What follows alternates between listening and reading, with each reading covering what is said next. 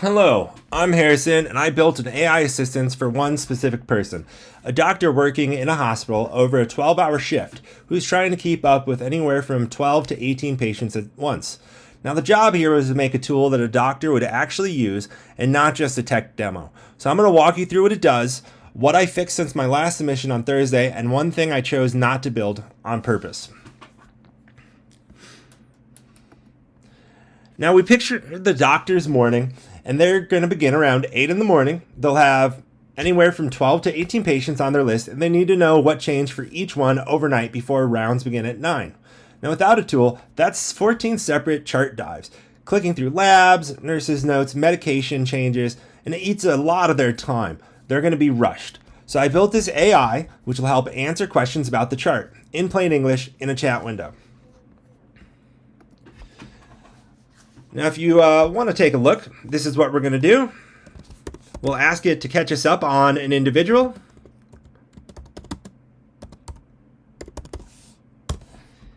And it will start thinking. It'll bring back the data.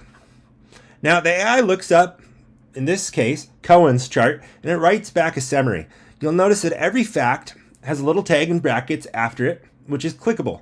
It'll take you back to the source.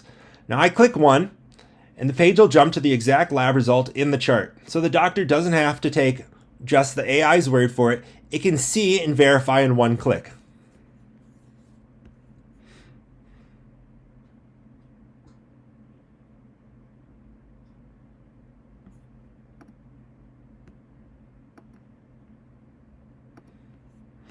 Now we can also ask it to do something that it won't be able to do. For instance,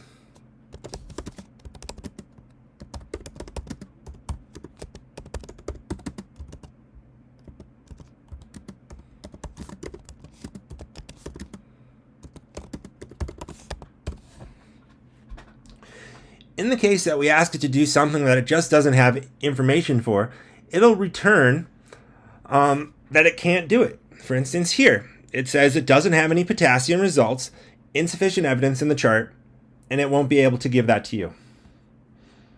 Now, the part I'm most proud of, most AI assistants have some pretty big problems, one of which is hallucination. They make things up and sound very confident doing it. In a hospital setting, particularly when it comes to the medication and the well-being of a patient, this is really bad. It could end up hurting somebody really poorly. So we also have stops that'll prevent that from happening. Watch.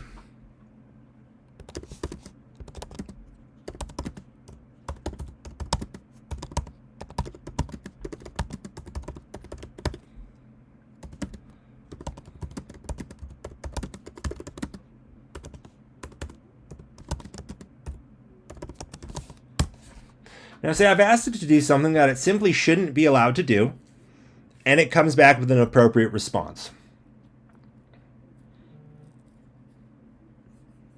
Now, this Thursday, the submittal, we had some feedback which we did address.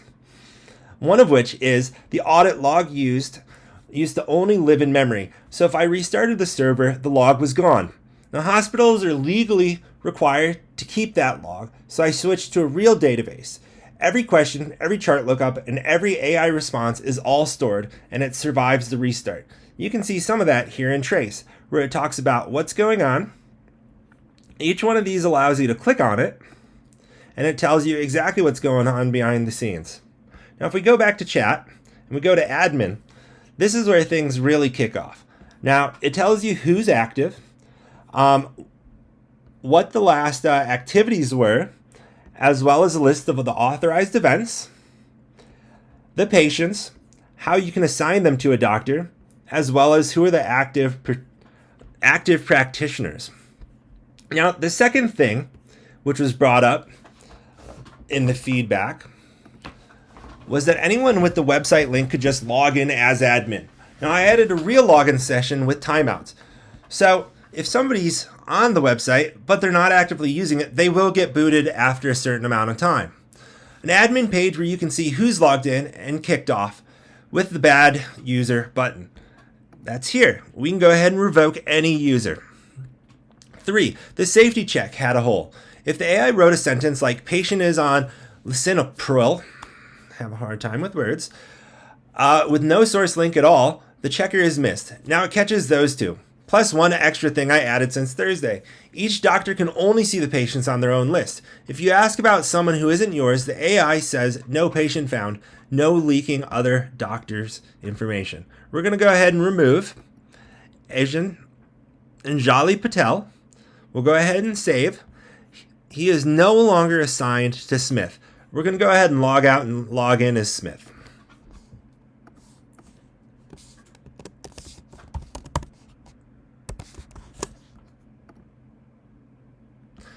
Now we can see that he populates with these three. He's now missing that other one. Now the feature I chose not to build.